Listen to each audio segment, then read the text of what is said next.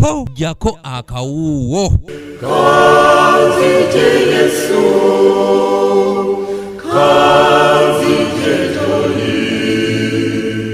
Akawungezi k'olunaku lw'eggulo amawulire g'okufa kwabadde Ssaabasumba w'Ekereziya y'aba Orthodox metropolitan yona lwanga gasaasaanidde eggwanga ng'ono yafiiridde buyonaani.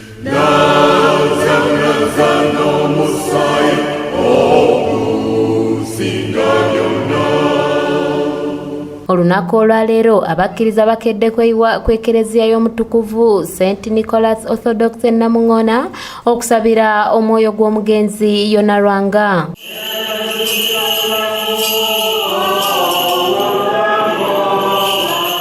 Bwana mukulu w'ekifo kino Father Nicholas Bayego ategeeza nti omugenzi yagenda mu ggwanga lya Greece okusakira okuzimba Ekereziya ya Lubya ng'eno obulwadde gye bwamuzingirako. Taata waffe yatusiibula kati omwezi guyiseewo yagenda mu July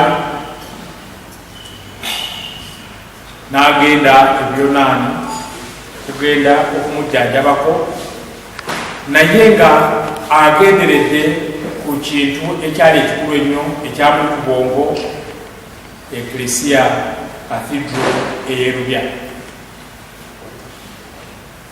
Wadde yali mulwadde yatukulira nti wano mpulira seewulira bulungi omukono kuno n'okugulu kuno mpulira sirinaawo bulamu naye nga bulijjo akola exercise. Namubuuza nti okola exercise n'agamba akola exercise. Abadde musajja enjasabibu abadde akola exercise okufa obufi. Father Bayego agamba nti balindiridde amawulire okuva mu buyonaani ng'awo nno bajja okusinziira okufulumya enteekateeka ez'okuziika Ssaabasumba yona lwanga era nti baakukubanga ekide okutuusa w'anaaziikibwa. Mu East Africa naye kaakati tusabe busabi ng'ekide tukikuba mulundi gumugumu nga kivuga ekiraga okukungobaga kwaffe.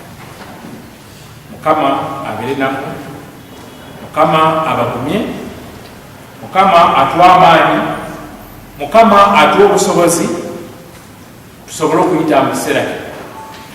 Naye waggulu ya byonna tusaba eddoboozi lye lisigale nga terizikidde. Abadde n'eddoboozi si mu ggwanga lyokka si bweru wa ggwanga yokka wabula ni mu Eklesiya. Ssentebe w'olukiiko lw'abayima mu Ekereziya y'aba Orthodox Father John Kibuuka Bosa agambye nti Ssaabasumba lwanga abadde wakujaguza emyaka 4 mu buweereza era amwogeddeko ng'omuntu abadde alemera ku mazima. Abadde mpanga tunajaguza emyaka 4 egy'obuweereza gy'amaze ng'aweereza omwezi gw'Ekkumi abadde agenda okujaguza emyaka 4. Abadde yeesunga nnyo era ng'ayagala nnyo okuzimba cathedral ya St. Sophia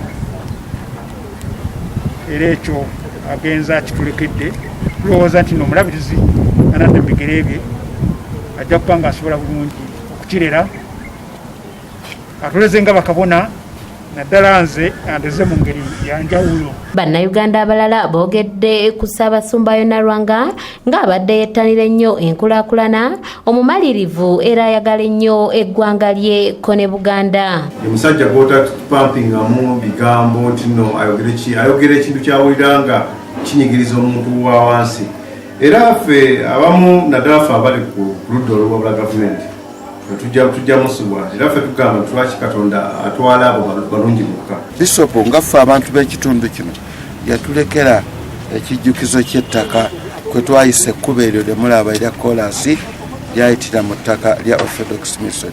Kubanga abantu bw'oba odde omusinkana mu ngeri y'eddiini akutwala mu ngeri y'eddiini, bw'omusinkana mu ngeri y'obukulembeze akutwala mu ngeri y'obukulembeze.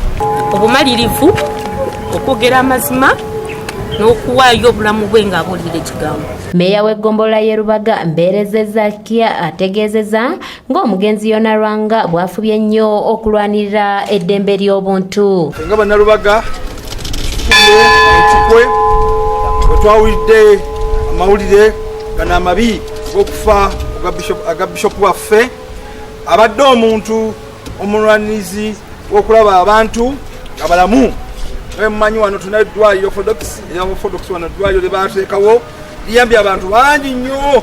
Ssaabasumba yona lwanga kati omugenzi yazaalibwanga ennaku z'omwezi 18 omwezi ogw'omusanvu omwaka 1945 nga wafiiridde abadde n'emyaka 76.